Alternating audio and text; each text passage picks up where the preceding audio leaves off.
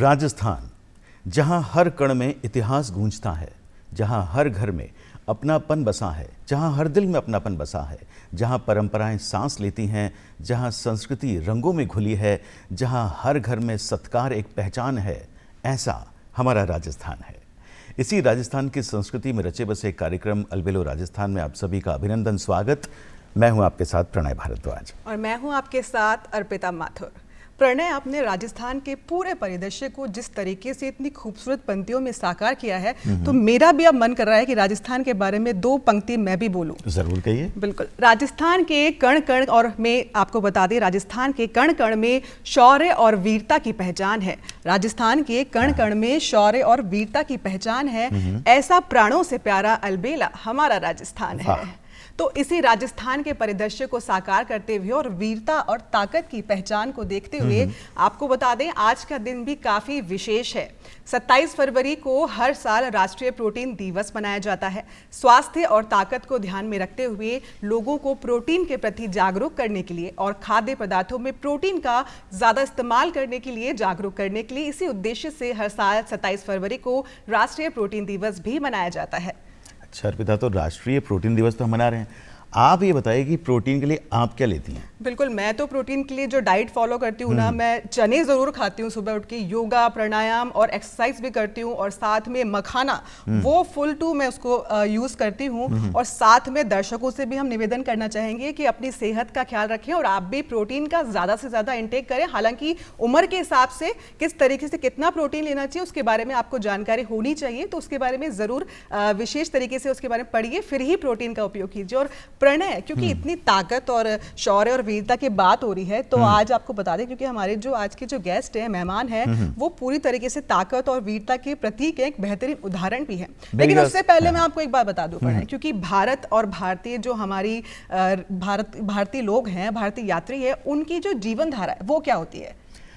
उनकी जीवन धारा के बारे में मेरे ख्याल से हमारे जो मेहमान हैं वो ज्यादा बेहतर बता पाएंगे। तो मेहमान से मिलते हैं, पहले मिलवाइए। मेहमान से आपका परिचय हम करवाते हैं। हमारे साथ हैं श्री ज्योति कुमार सतीजा, महानिरीक्षक सह प्रधान मुख्य सुरक्षा आयुक्त उत्तर पश्चिम रेलवे जयपुर। आपका एक बार दूरदर्शन स्टूडियो में बेहद स्वागत है और गर्म जोशी से हम आपका आज के इस लाइव प्रोग्राम में अलबेलो राजस्थान में स्वागत करते हैं। सर नमस्कार। ज्योति जी, आप रेलवे की सुरक्षा को संभालते हैं, एक बहुत बड़ा दायित्व है, क्योंकि पूरे देश में रेल चलती है और रेल जो है वो हर भारतीय के सपने में एक अलग अलग तरह से अंगड़ाई लेती है। एक छोटे बच्चे को देखिए तो वो रेल को अलग तरह से देखता है, एक युवा को देखिए उसके मन में ट्रेन अलग तरह से चलती है, एक बुजुर्ग होता है वो ट्रेन अलग तरह से देखता है। कुल मिलाकर जो ट्रेन है वो हमारे सपनों की एक महारानी की तरह हमारे अंदर अंगड़ाई लेती रहती है। तो हम आपसे जानना चाहेंगे सबसे पहले कि ज्योति जी के लिए एक ट्रेन क्या है? ट्रेन के लिए, जैसे आपने बताया ना कि बचपन से ही जब कोई भी बच्चा जी अगर ट्रेन को देखता है तो वो उसको एक फैसिनेट करता है।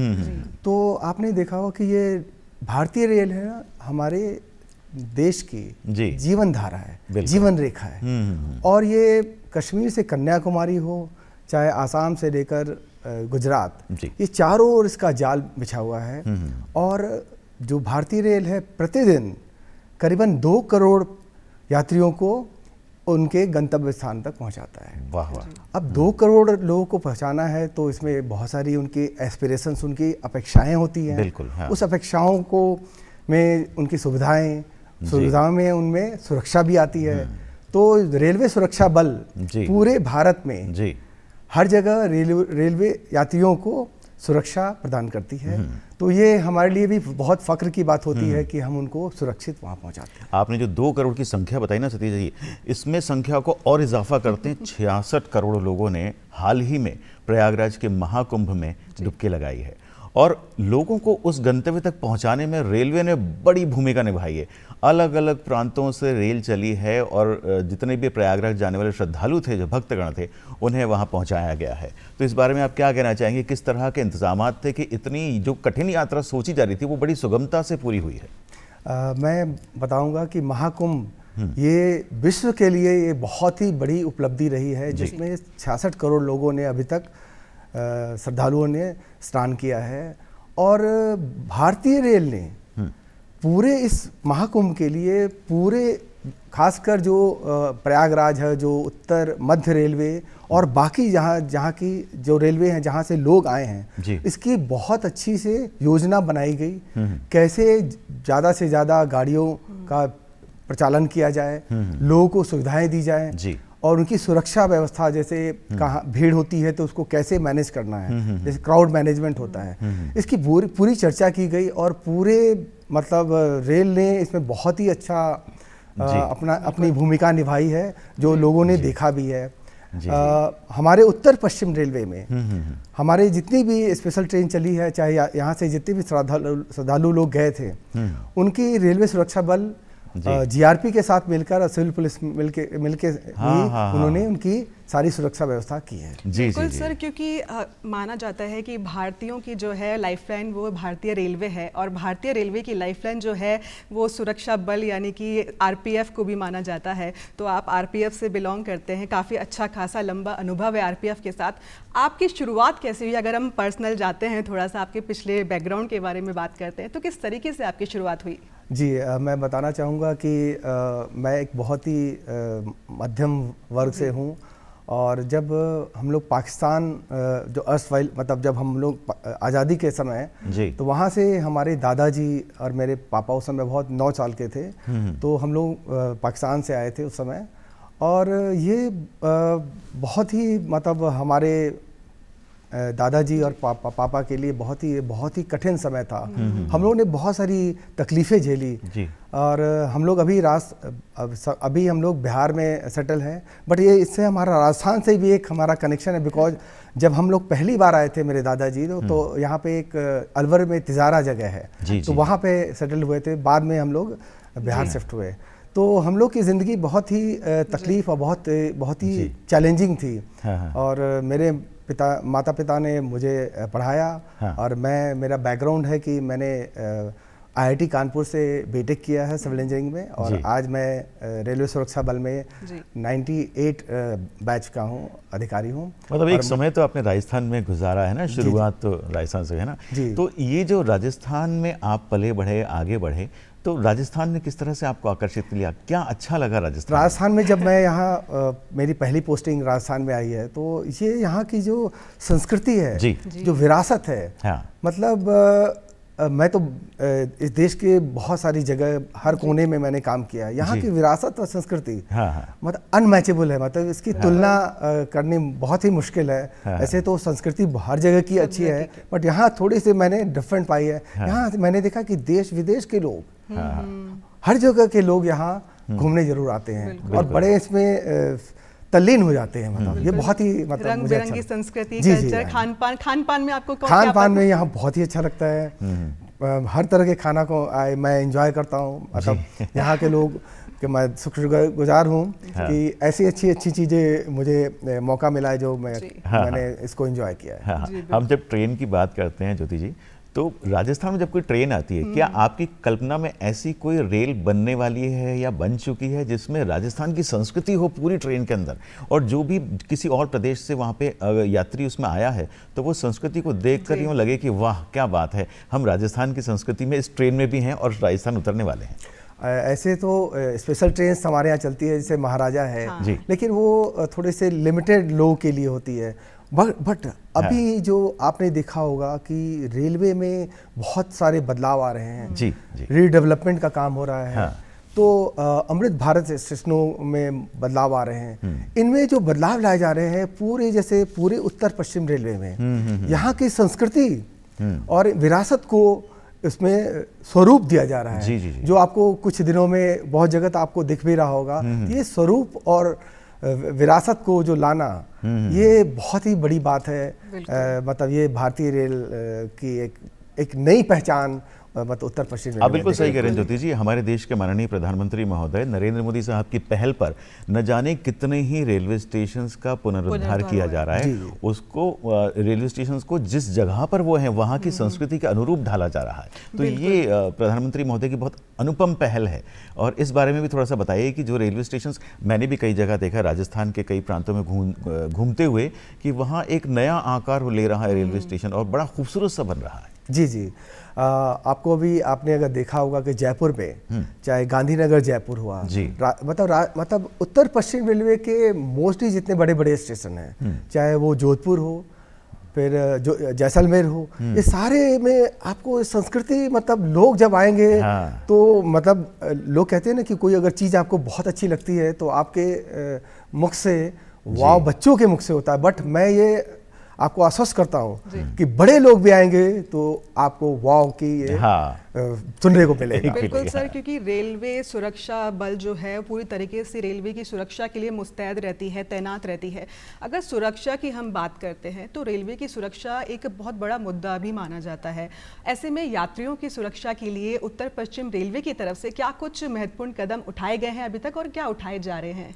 जी, आपने देखा होगा कि लास्ट 2-3 डिकेड्स के बाद जो दशक हैं उसमें यात्रियों की जो अपेक्षाएं हैं, जो एस्पिरेशंस हैं, ये काफ़ी बढ़ी हैं जी, क्योंकि रेलवे ने बहुत सारी सुविधाएं, अच्छी अच्छी ट्रेनें, वंदे भारत चली हैं और भी जो फास्ट ट्रेन है जैसे 130 की स्पीड में ट्रेनें चल रही हैं, तो उनकी एस्पिरेशंस भी बढ़ी हैं। जब एस्पिरेशंस बढ़ती हैं तो ऐसा नहीं है कि वो सिर्फ सुविधाओं पे देखते हैं, वो सुरक्षा से भी उतनी ही अपेक्षा करते हैं। तो उन अपेक्षाओं को हमारे लिए मतलब बहुत ही कहते हैं ना चैलेंजिंग होती है, बहुत ही रेलवे सुरक्षा बल के लिए ऐसा उत्तर पश्चिम हो या पूरे भारतीय रेल में बहुत ही चैलेंजिंग होती है। तो इस चैलेंजेस को पूरे करने में हम लोगों ने बहुत सारी पहल की है। अब जैसे हमारे जवानों में वक्त के साथ जो बदलाव आ रहे हैं, उस बदलाव के को उसी अनुरूप में ढालने के लिए हम उनकी प्रशिक्षण भी करा रहे हैं। और चूँकि महिलाएं भी ट्रैवल करती हैं, आजकल महिलाएं बहुत सारे जॉब कर रही हैं, उनका मूवमेंट होता है, चाहे वो बिजनेस हो चाहे किसी भी फील्ड में, तो उनकी महिलाओं की सुरक्षा भी बहुत हमारे लिए सर्वोपरि होती है। तो उनके लिए एक हमारी मेरी सहेली, जो मेरी सहेली एक कॉन्सेप्ट लाया गया है, जिसमें जो भी महिलाएं अगर अकेली ट्रैवल कर रही हैं तो उस अकेली महिलाओं को हमारे यहाँ एक सिस्टम से आ जाता है कि कौन अकेली महिला ट्रैवल कर, उनको हम लोग लेडी कांस्टेबल हमारी हर मेजर स्टेशनों पे जाके उनको अटेंड करती हैं, उनकी हालचाल पूछती हैं, उनको कोई तकलीफ तो नहीं है, ये सारी पूछी जाती हैं। और ये बहुत ही सक्सेसफुल है। उत्तर पश्चिम में हमारी 18 टीम्स है जो मतलब तीनों शिफ्ट में मतलब 24 घंटों जाने पे उनको अटेंड करते हैं। और इससे बहुत ही अच्छा उनका हमारा फीडबैक भी अच्छा मिला है। वैसे अर्पिता, जब भी मैं ट्रेन में गया हूँ, मुझे हमेशा आकर्षित लगे हैं नए रंगरूट। जब अपनी ड्रेस में जब आरपीएफ के जवान जब घूमते हैं, मैं बड़ा आश्वस्त हो जाता हूँ कि हाँ सब कुछ कंट्रोल में, मैं बड़े आराम से यात्रा कर सकता हूँ। तो सतीश साहब, आपसे जानना चाहेंगे कि आपकी इस जहाँ पे आप आज हैं, इसकी शुरुआत कैसे हुई थी? क्या पहली पोस्टिंग थी, किस जगह पर थी? मेरी पहली पोस्टिंग हुई थी गाजियाबाद में, एसी गाजिया, सहायक सुरक्षा आयुक्त। जब ज्वाइन किया था तो सबके मन में होता है कि आप कैसे इसको हैंडल करेंगे। तो स्लोली ये मेरे अंदर मतलब बचपन से ही था कि मैं जो भी काम करता था वो थोड़ा पैशन, मतलब लगन के साथ लगन के साथ आप काम करते हैं। तो पहले मैं जनरली, चूंकि मैं इंजीनियर भी हूँ IIT कानपुर से, तो मैं चीज़ों को एनालाइज करता हूँ कि वहाँ की सबसे बड़ी, मैं समस्या नहीं बोलता हूँ, वहाँ पे चैलेंजेस बोलता हूँ कि वो चैलेंजेस क्या थी। तो गाजियाबाद में चैलेंजेस थी कि वहाँ पे लोगों को जैसे अनऑथराइज्ड वेंडर्स, ये इसकी समस्याएं होती थी। तो इस चीज़ों को मैंने वहाँ पकड़ा। और मतलब चूँकि लोगों में और भी उस समय 98 जब ज्वाइन किया था तो उस समय एस्पिरेशंस लोगों की उतनी ज़्यादा नहीं थी, जो कि लास्ट 1 दशक में ज़्यादा हुई है। तो उस समय ये हमने इसको फोकस किया।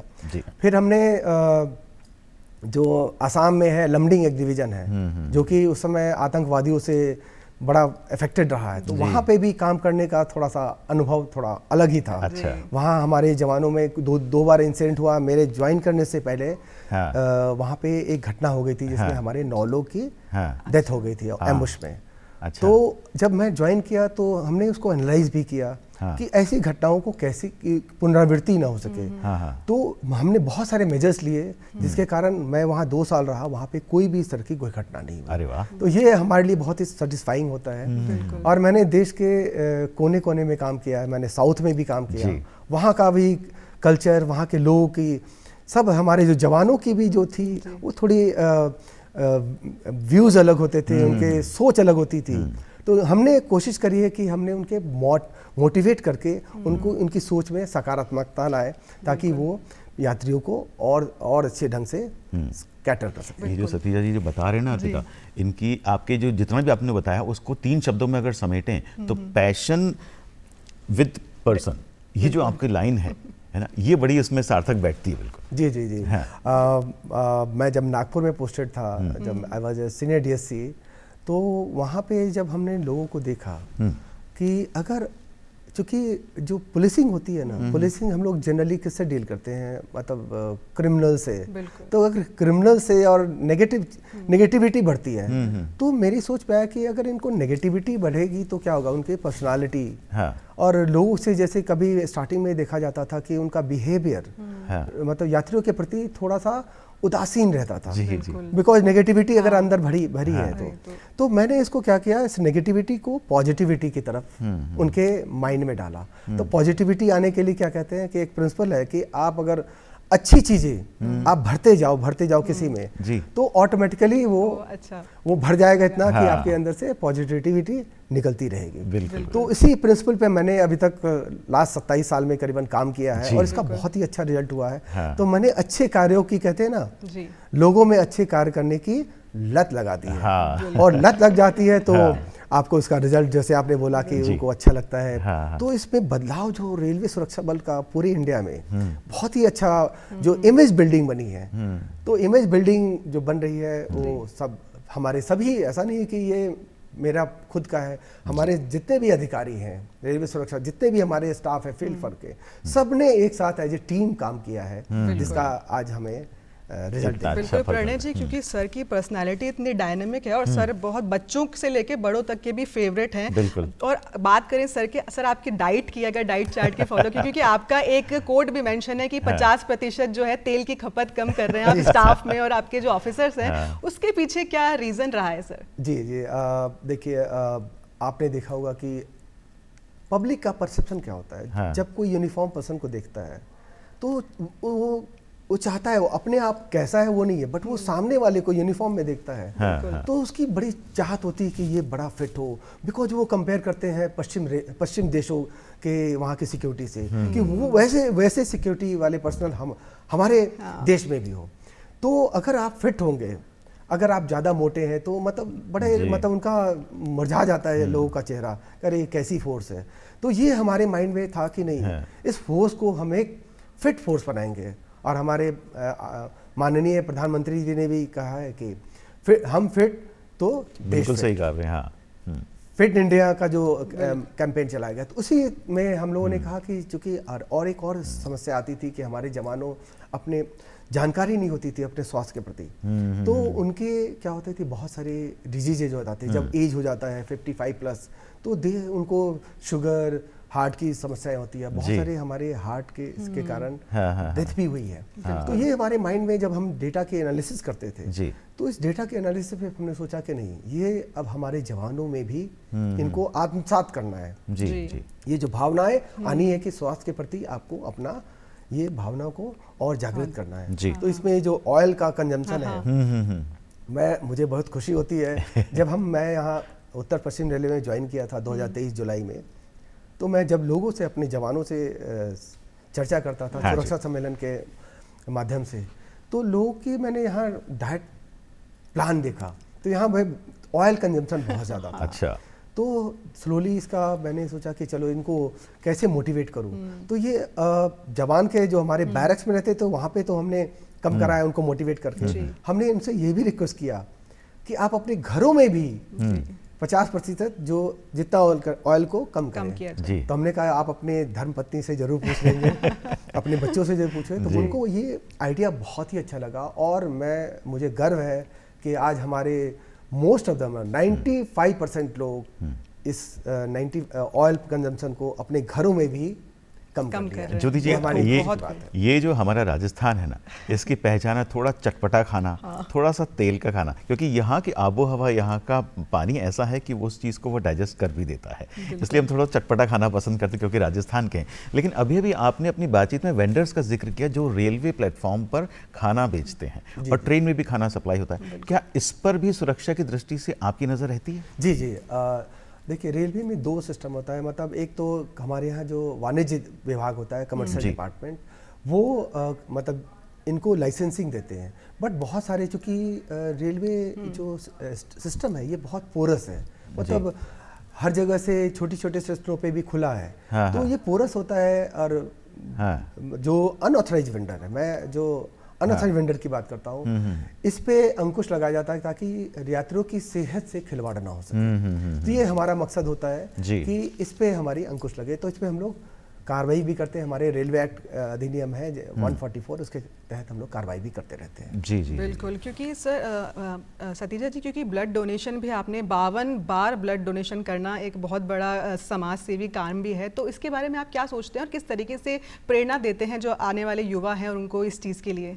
जी, ब्लड डोनेशन के बारे में, जो रक्तदान है, भारत में थोड़ी सी अधिकतर लोगों में भ्रांति है कि अगर आप ब्लड डोनेट करेंगे तो आप में कमजोरी आ जाएगी।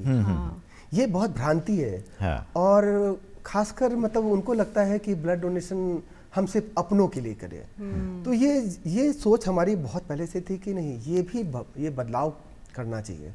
तो ऐसा नहीं कि आप सिर्फ बोले, अगर आप सिर्फ दूसरे को बोलते हैं कि आप रक्तदान करें तो इसका इम्पैक्ट थोड़ा कम होता है, जब तक आप लीडिंग फ्रॉम द फ्रंट, मतलब आप खुद इसमें मेहनत करें। बिल्कुल। तो मैं हर 3 महीने में ब्लड डोनेट करता हूँ। और ऐसा नहीं है कि मैं कोई कैंप ऑर्गेनाइज करके करता हूँ। मैं ब्लड डोनेट करना होता है तो डेट हमारे फिक्स कर देता हूँ और मैं हॉस्पिटल में ब्लड बैंक में जाके खुद ही देता हूँ। तो ये हमने जब मोटिवेट किया तो मुझे खुशी है कि आज पूरे देश में मतलब कम से कम 150 लोग, हमारे जो जवान हैं, चाहे हमारे जानने पहचाने वाले हैं, मतलब रेगुलर बेसिस पे ब्लड डोनेट कर रहे हैं। तो ये खुशी की बात है। और ये ब्लड डोनेशन ऐसी चीज है कि अनकंडीशनल होती है। बिल्कुल, मतलब ये मानवता के प्रति ये अनकंडीशनल सेवा होती है। जी जी, मतलब जिसमें आप ब्लड डोनेट करते हो तो ये नहीं सोचते कि वो ये ब्लड किसको जा रहा है, किसकी जिंदगी बचा रहा है। तो मैं आपके मतलब दर्शकों को बताना चाहूँगा कि ब्लड डोनेशन आप अगर देते हैं, अगर डॉक्टर आपको जरूर सलाह देंगे और ब्लड डोनेट करेंगे तो आप स्वस्थ खुद भी रहेंगे और आप 4 लोगों की ज़िंदगी भी बचाएंगे। बहुत खूब आपने बात कही। जी जी जी, बिल्कुल। तो अर्पिता जी, इतनी सुंदर, इतनी फिट, इतने हैंडसम पर्सनैलिटी हमारे पास बैठी है, लेकिन कुछ दर्शक जो अभी जुड़े हैं, क्या उनसे आप हमारे मेहमान का परिचय कराएंगी? जो दर्शक हमारे साथ अभी अभी जुड़े हैं उनको बता दें, हमारे साथ बेहद ही वीरता और शौर्यता का प्रतीक है, उदाहरण है, एक इतनी बेहतरीन पर्सनैलिटी हमारे साथ मौजूद है। हमारे साथ हैं श्री ज्योति कुमार सतीजा, जो कि महानिरीक्षक, आपको बता दें महानिरीक्षक हैं रेलवे के, सह प्रधान मुख्य सुरक्षा आयुक्त उत्तर पश्चिम रेलवे जयपुर से। सर, दर्शकों की तरफ से भी एक बार दोबारा आपका स्वागत करते हैं बुलबुल राजस्थान में। और कार्यक्रम की चर्चा की शुरुआत हम लगातार कर ही रहे हैं आपके साथ, लेकिन चर्चा को आगे बढ़ाते हुए, क्योंकि मैं एक महिला हूं, तो महिला होने के नाते जैसे कि रेलवे सुरक्षा बल है, उनमें महिलाओं की भूमिका क्या रहती है और महिलाओं के प्रति जो आने वाले जो समय है उसमें कितनी तादाद में आप भर्ती करने की वो जो प्रक्रिया है उसके बारे में बताना चाहेंगे? जी हाँ, आपने कहते हैं ना कि समाज का जो प्रतिबिंब होता है वो महिलाएं हैं। बिल्कुल। तो महिलाओं की संख्या, मुझे फ़ख्र है कि पूरे भारतीय रेल में, उत्तर पश्चिम रेलवे में महिलाओं की संख्या सबसे ज़्यादा, करीबन हमारे यहाँ 12% है। अच्छा। तो इसका असर है कि देखिए, चूँकि मैंने बताया कि महिलाएं बहुत आजकल भारतीय रेल से के माध्यम से बहुत ट्रैवल कर रही हैं। तो ट्रैवल कर रही हैं तो उनके अंदर भी जो अपेक्षाएँ होती है, तो उनकी अपेक्षाओं को जो हमारे जो पुरुष जो जवान हैं उनको उनसे बेहतर महिलाएं, जो हमारी जो महिलाएं अधिकारी हैं, चाहे हमारी जवान हैं, वो समझेंगे। तो उनको हम लोग बेसिकली, जैसे हमने बताया कि मेरी सहेली जो किया गया है, ये पहल की गई है, ये मेरी सहेली का जो असर बहुत ही अच्छा है और इसका फीडबैक भी हमें अच्छा मिला है। और हम लोग जो ट्रेन स्कॉटिंग करते हैं, ट्रेन स्कॉटिंग में भी हम लोग महिलाओं को शामिल करते हैं, ताकि जो भी रेलवे ट्रेनों में जा रही हैं उनकी समस्याओं को हम लोग हल कर सकें। ज्योति जी, हर ट्रेन में एक महिला कोच अलग से होता है, इसके अलावा भी जितने भी कोच हैं, चाहे वो एसी है, नॉन एसी है, पूरी ट्रेन में महिलाएं अपने परिवार के संग या सहयात्री के संग यात्रा करती हैं। ऐसे में जब ट्रेन का टिकट बुक होता है तो वो ऑनलाइन बुक होता है, तो आपके पास एक सूची तो आ जाती होगी, इतनी महिलाएं हैं, तो ऐसे में आपके पास सूचीबद्ध जो ट्रेन में जितने भी यात्री जा रहे हैं उसमें महिलाएं जा रही हैं, उनकी सूची होती है, क्या आप उस सभी महिलाओं की सुरक्षा को ध्यान में रख के सारे जवान चलते हैं ट्रेन में? जी जी जी, हमारी तो बेसिकली हमारे लिए यात्रियों की सुरक्षा तो सर्वोपरि हमेशा से रही है, और खासकर हमने अभी बात करी कि महिलाओं की, तो जो सूची आ जाती है तो सूची में से जो अकेले चल रही हैं और महिलाओं की, हाँ। तो हम लोग ब्रीफिंग भी करते रहते हैं अपने एस्कॉर्टिंग को, और हाँ। जो हमारे प्लेटफॉर्म पे भी जो ड्यूटी है, हाँ। उनकी मतलब मदद करने के लिए हम लोग स्पेशली ब्रीफिंग करते हैं, ताकि कोई भी यात्रियों को कोई किसी तरह की कोई भी तकलीफ ना हो सके। तो ये हमारा एक प्रोसेस है जी। और इसके ऐसा है कि हमने पहले बताया कि जो वक्त के साथ जब बदलाव आया तो हमने अपने जवानों की सोच में भी बदलाव लाने की कोशिश करी है। तो हमारा बहुत सारा माध्यम है जिसमें हम सुरक्षा सम्मेलन लेते हैं, हर लेवल पे लिया जाता है।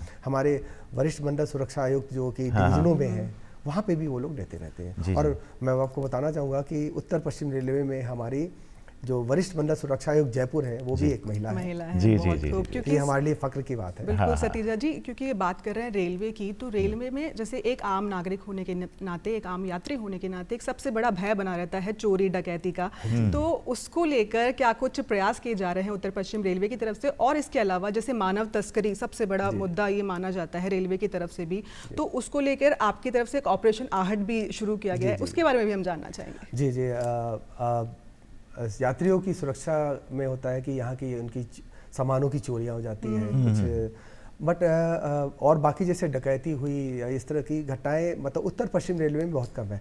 फिर भी हम लोगों ने नए नए तकनीकों का अडॉप्ट किया है रेलवे सुरक्षा बल में। जैसे अभी हमारे यहाँ सीसीटीवी कैमरास, और हमारे यहाँ एक सिस्टम और भी है, रेल मदद आया है जो 139, और हमारा इसका वेबसाइट है जिसपे आप अपनी समस्याओं का भी आप लॉन्च कर सकते हैं, रजिस्टर कर सकते हैं। और हमारे यहाँ एक डायनेमिक हमने ट्रेन स्पॉटिंग स्टार्ट किया। डायनेमिक का मतलब ये हुआ कि हम जितने भी इंसिडेंट होती हैं रेल यात्रियों से संबंधित, उनके सामान की चोरी, इनको हम एनालिसिस करते हैं। और एक और चीज़ भी मैं ऐड करना चाहूँगा कि इसमें हमारे यहाँ जीआरपी भी है, जो कि हम लोग उनको सप्लीमेंट करते हैं। तो जब डायनेमिक हम लोग एनालिसिस करते हैं तो किस ट्रेन में जहाँ समस्या है, कहाँ पे है, तो ये सारी चीज़ों को हम लोग एनालिसिस करके उसकी डायनेमिक ट्रेन स्पॉटिंग कराते हैं। और खासकर ये तो ट्रेनों में हो गई बात। दूसरी होती है प्लेटफॉर्म्स पे, हाँ। जैसे हमारे लिए जयपुर स्टेशन हुआ, चाहे अजमेर स्टेशन हो गई, चाहे जोधपुर हो गया, बीकानेर, ये सब हमारे लिए बड़ी चैलेंजिंग स्टेशन है जहाँ पे यात्रियों की संख्याएं बड़ी है, जंक्शन है। और लास्ट 5 इयर्स में कोविड के बाद से यात्रियों की संख्याएं भी बढ़ी है, ट्रेनों की संख्या है। तो इसमें हम लोग करते हैं क्या कि अब जो हमारे पास एग्जिस्टिंग मैन पावर है उसको ऑप्टिमाइजेशन करते हैं, मतलब उसको कैसे अच्छे ढंग से यूज़ करते हैं। तो हम लोगों ने एक नया सिस्टम स्टार्ट किया है, मल्टीटास्किंग। मल्टीटास्किंग होती है कि हम अपने जवानों को ऐसा नहीं कि सिर्फ सुरक्षा, हम ऐसे करेंगे, प्रोफाइलिंग भी करते हैं। जैसे इसमें हमें सहयोग मिलता है वाणिज्य विभाग, उनके जैसे टीटी का है, टीसी है, उनका सहयोग लेकर हम सारे जो यात्री आते हैं उनकी प्रोफाइलिंग करते हैं, मतलब उनकी चेकिंग करते हैं। चेकिंग करेंगे तो क्या होगा, जो भी गलत आदमी होंगे उनमें थोड़ा सा डर भय होगा। तो इस तरह से इसका जो हमने रिजल्ट देखा है, इसका बहुत ही पॉजिटिव आया है। और इसमें जो क्राइम हुई है, पैसेंजर क्राइम, काफ़ी कम आया है। जी। और इसमें एक दूसरा फायदा हो जाता है कि लोगों को लगता है कि दे आर वैल्यूड, हमारे जो जवान हैं। बिल्कुल सही। मतलब अगर आप एक ही चीज़ रूटीन में काम करते हैं तो क्या होगा, आपके अंदर थोड़ा सा शिथिलतापन आ जाती है। जी। तो शिथिलतापन को मैंने कोशिश करी है कि उनको दूर करें। मतलब अगर कुछ आप परफॉर्म करके मतलब कुछ क्वांटिटेटिव, अगर कुछ मैंने आज जैसे इतने लोग की प्रोफाइलिंग करी तो उनको भी थोड़ा सा अच्छा फील होता है। तो ये सब चीज़ें हम लोगों ने की है। और हम लोगों ने जैसे रेल मदद किया, और हमारी एक टीम बनी है, साइबर सेल भी बनाया है। जी। साइबर सेल में हमारा क्या होता है कि हम सारे जो ट्रेन वाइज जो अफेक्टेड हैं उनके जो उनके PNR से हम देखते हैं कि किस तरह की समस्याएं आ रही हैं। अब जैसे बहुत सारी जो रेलवे में समस्या आती है, जैसे आपने बताया ट्रैफिकिंग, ह्यूमन ट्रैफिकिंग, तो ह्यूमन ट्रैफिकिंग हो चाहे नार्कोटिक्स हो, ये सबका हम डेटा एनालिसिस अपने साइबर सेल से करते हैं और एक्शन लेते हैं। और मुझे खुशी है कि हमारे यहाँ जो बच्चों में, तो पिछले साल हम लोगों ने करीबन 450 बच्चे रेस्क्यू किए थे। और 2023 में, 2024 में हम लोगों ने करीबन 850 किए हैं। ये हमारा मकसद है कि एवरी चाइल्ड मैटर्स। हमने अपने जवानों के अंदर ये सेंसिटाइज कर रहे हैं कि ये नहीं है कि एक बच्चा, हमारे सिस्टम में, भारतीय रेल के सिस्टम में अगर एक बच्चा भी अगर कोई खो गया है, अपने परिवार से बिछड़ गया है, चाहे किसी ट्रैफिकर के हाथ पे लग गया है, हम उसको रेस्क्यू करेंगे। ज्योति जी, आपने जिस तरह की आधुनिक जीवन को अपनाते हुए जिस तरह की सुरक्षा के नए मापदंड बताए हैं, इसमें आजकल एक और आधुनिक चीज़ आई है, वो है AI। कहीं ना कहीं इसका उपयोग आप कर पा रहे हैं अपनी सुरक्षा व्यवस्था में? जी हाँ, हमने बताया कि हमें जितने भी न्यू तकनीक आ रही हैं उसको अडॉप्ट करना बहुत इम्पोर्टेंट होता है। अगर अडॉप्ट नहीं होगा तो क्या होगा, हम लोग पीछे रह जाएंगे और हम शिथिल, पानी होता है ना जो ठहरा पानी खराब हो जाता है। तो हमें वक्त के साथ इस पे है, तो AI से हमें बहुत फायदा होता है। जैसे हमारे यहाँ CCTV कैमरा लगे हैं, तो AI से अभी आपने देखा होगा कि जो नई दिल्ली स्टेशन पे जो एक दुर्घटना हुई थी, तो हम कोशिश करेंगे कि अब AI से जो क्राउड का जो बिल्डअप होता है, जो अचानक बढ़ रहा है, उससे हम लोग अचानक हमें पहले से मिलेगा और एनालिसिस करने में हमें फ़ायदा होगा कि कैसे हम इसको सिक्योरिटी को और इन्हांस कर सकें। और दूसरा होता है कि क्राइम, जैसे हमारे पास बहुत सारे डेटाबेस होता है रिगार्डिंग नोन क्रिमिनल्स के, उसको अगर हम फीड करेंगे तो AI के बेस से हम लोग ये कार्रवाई कर सकते हैं। और AI तो इसे लाइक समुद्र है। अभी इसकी तो जो एप्लीकेशंस हैं, जो इसकी यूजेस हैं, ये तो अभी बढ़ने वाली है। हमारे यहाँ भी जैसे अभी हमारे माननीय प्रधानमंत्री जी ने AI मिशन चालू किया है देश में, तो इसका भी फायदा हमें होने वाला है। और हम खासकर और भी है कि किसी भी लोकेशन पे, जैसे हमने CCTV लगा रखा है, तो AI के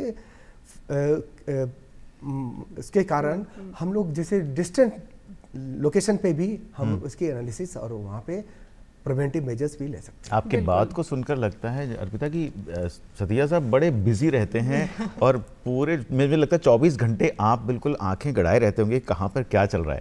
ऐसे में ज्योति जी के पास कहीं थोड़ा वक्त होता है खुद के लिए कुछ अपना शौक पूरा करने के लिए? जैसे हमें इतना पता है कि आप फोटोग्राफी बहुत अच्छी करते हैं। फोटोग्राफी आप बहुत अच्छी करते हैं। जी, फोटोग्राफी मेरा अच्छा पैशन रहा है। और पैशन तो मेरा, कहते हैं कि मैंने कहा ना कि अगर आप पैशन से कोई भी कार्य करेंगे तो आपकी ज़िंदगी में एक थोड़ा सा एनर्जी लेवल थोड़ी हाई हो जाती है। बिल्कुल। तो मैं आपके दर्शकों को भी कहूँगा कि कोई ना कोई एक छोटा सा पैशन जरूर रखें। और स्वास्थ्य के बारे में मैं कहना चाहूँगा कि मैं लोगों को कहता हूँ, मैं सभी से, कि अपनी ज़िंदगी के, एक मूवी आई थी चक दे इंडिया, तो उसमें एक डायलॉग है कि ये 50 मिनट ये हमें दे दो।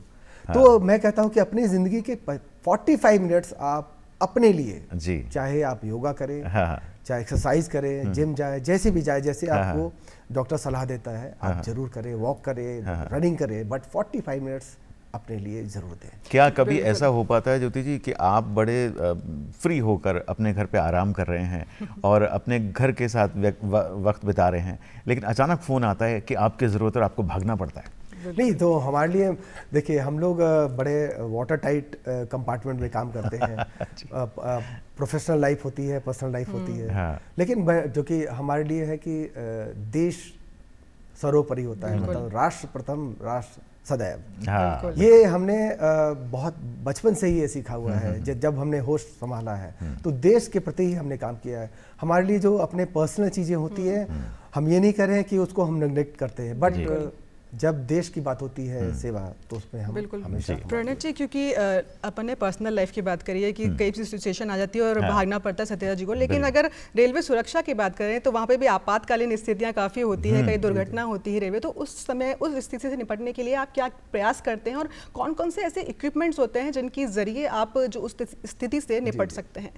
जी हाँ, जो रेलवे में जो आपातकालीन समस्याएं होती है उसके लिए एक हमारे यहाँ ऑलरेडी एसओपी बना हुआ है, जिसमें कि आपको 20 मिनट के अंदर आपको उस साइट पे जाना है। अगर आपके जो भी है, हमारे जवानों को भी डिजास्टर मैनेजमेंट की पूरी ट्रेनिंग की दी गई है। और मैं आपको एक चीज़ और बताना चाहूँगा, अभी तक तो जैसे हम किसी एक्सीडेंट साइट पे जाते थे तो हमारा जो रेलवे सुरक्षा बल का जो होता था कि मेजर रोल, वो क्राउड को मैनेजमेंट बिल्कुल और यात्रियों की सुरक्षा और यात्रियों को वहाँ जो घायल है उनको अस्पताल पहुँचाने का सभी डिपार्टमेंट के साथ मिल के हम लोग करते थे जी।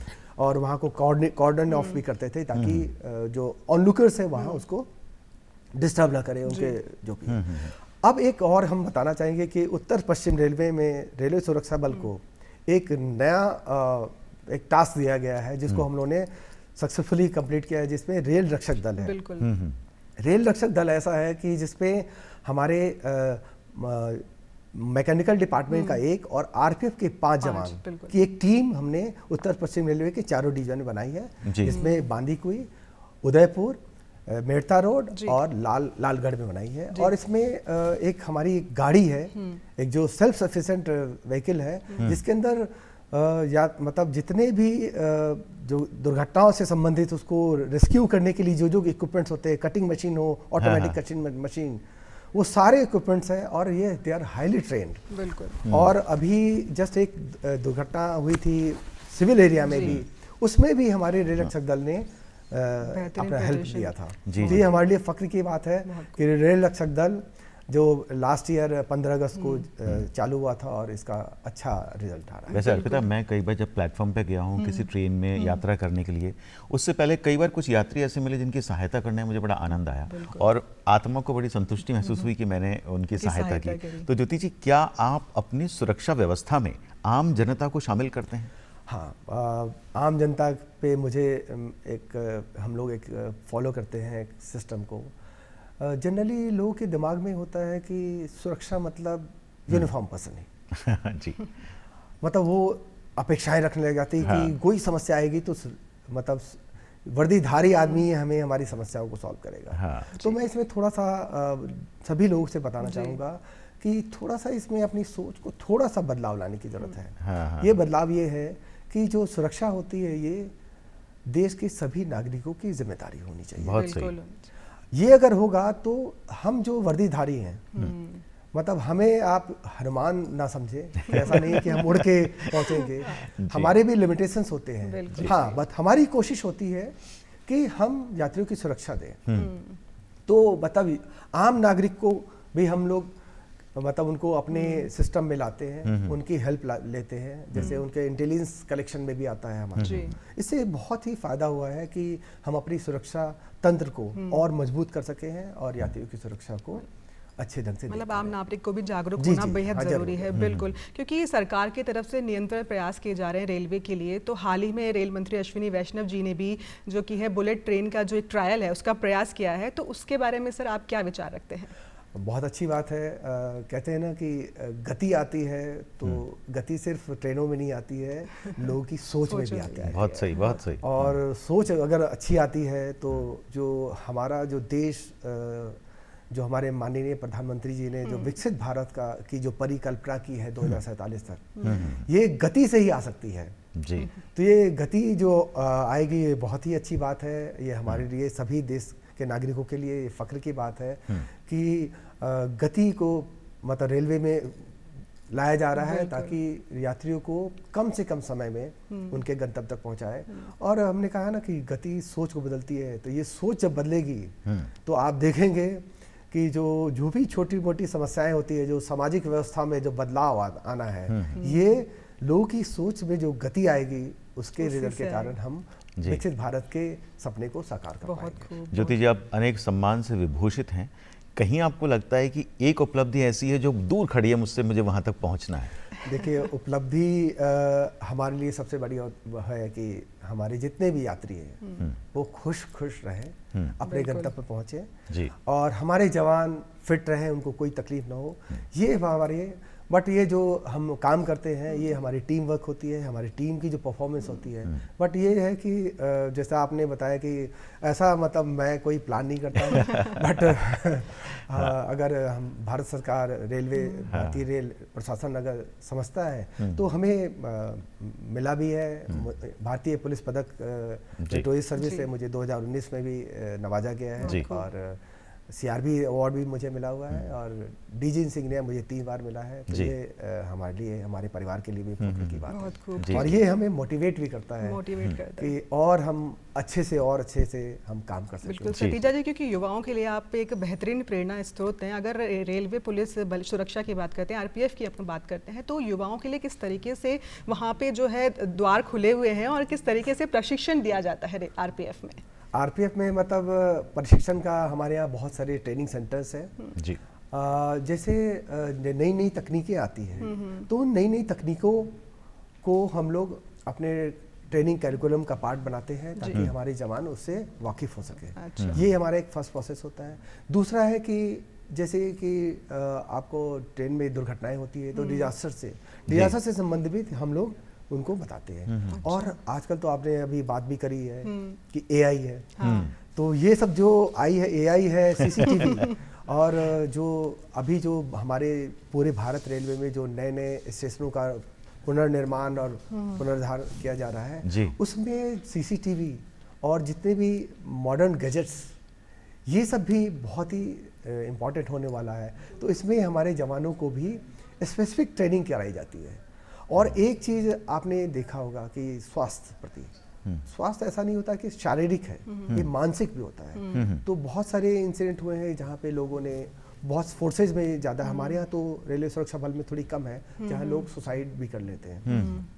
तो मानसिक तनाव को दूर करने के लिए हम लोग क्या कर रहे हैं कि ब्रह्म कुमारी की ट्रेनिंग है, चाहे हार्टफुलनेस है।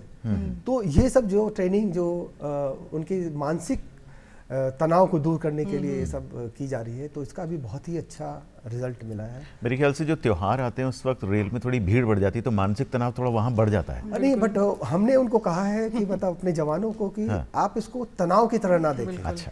अपने अगर आप कहेंगे ना कि अपने काम को अगर एक सिर्फ जॉब या करियर आप मानते हैं तो फिर लाइफ में आपको फिर एंजॉय नहीं होगा। उसको एक कहे ना उद्देश्य मानिए, पर्पस मानिए।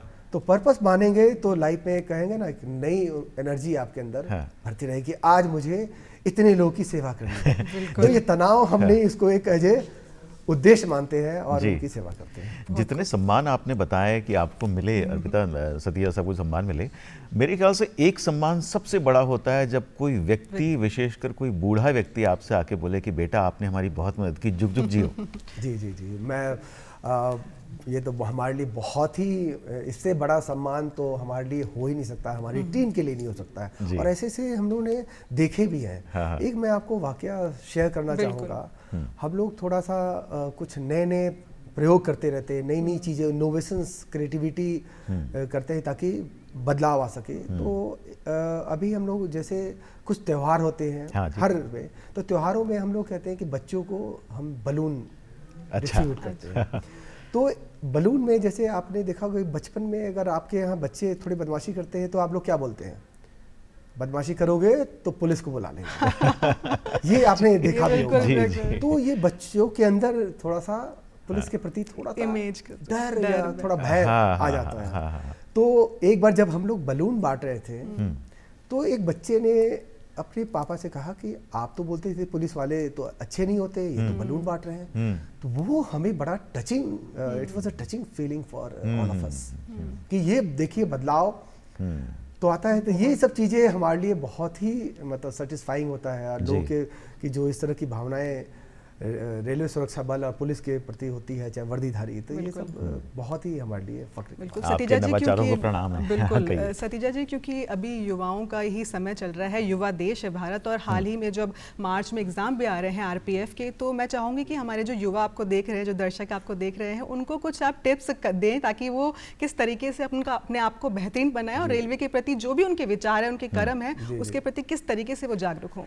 मतलब मैं युवाओं को कहूँगा कि जो रेलवे सुरक्षा बल के लिए अगर आप आना चाहते हैं तो ये बहुत ही अच्छा है, जिसमें आप अपनी आकांक्षाएं जो कि देश सेवा के प्रति है, वो आपको मतलब यात्री इतने सारे, मतलब 2 करोड़ यात्री, और आप मान लीजिए सपोज आप कहीं छोटी जगह भी पोस्टेड है तो वहाँ हजारों के तादाद में यात्री आते हैं, उनकी सेवा करने का जो सुख है, जो आंतरिक सुख होगा, वो इससे अच्छा मिल नहीं सकता है। तो ये आपको जो रेलवे सुरक्षा बल का जो प्लेटफॉर्म है, आप देश की सेवा की भावना से आएंगे तो बहुत ही अच्छा लगेगा, और आपको लाइफ में कभी भी कहते हैं ना बोरियत नहीं आएगी और एनर्जी आपको मिलती रहेगी। जी, ज्योतिका मछरिया साहब, आपने जितनी भी बातें बताई हैं उसको सुनकर मन बड़ा खुश हो गया, और हमारी ये कामना है आपके लिए कि जितने भी सम्मान आपको मिले वो उसमें निरंतर बढ़ोतरी होती रहे, लेकिन सबसे बड़ा सम्मान आपको ये अवश्य मिले, प्रतिदिन मिले, कि लोग आपसे आके कहें कि वाह, हमें आपकी सेवा देख करके बहुत अच्छा लगा, आप जुग जुग जिए, आपको आशीर्वाद मिले लोगों का। जी, तो आज लाल बहादुर राजस्थान में आने के लिए आपका बहुत बहुत धन्यवाद, अपना कीमती समय देने के लिए बहुत बहुत धन्यवाद। तो अर्पिता, आप चलते हैं, हम अगले अलबिलो राजस्थान में फिर आपसे मुलाकात करेंगे। आने वाला समय आपके लिए बहुत बेहतरीन हो, अपना ध्यान रखिएगा, अपने बच्चों का ध्यान रखिएगा, और सुबह जल्दी उठने का प्रयास कीजिएगा ताकि हमारे मेहमान की तरह आप भी चुस्त दुरुस्त रहें। आज्ञा दीजिए प्रणय भारद्वाज को, अर्पिता माथुर को भी। हम फिर मिलेंगे। बिल्कुल।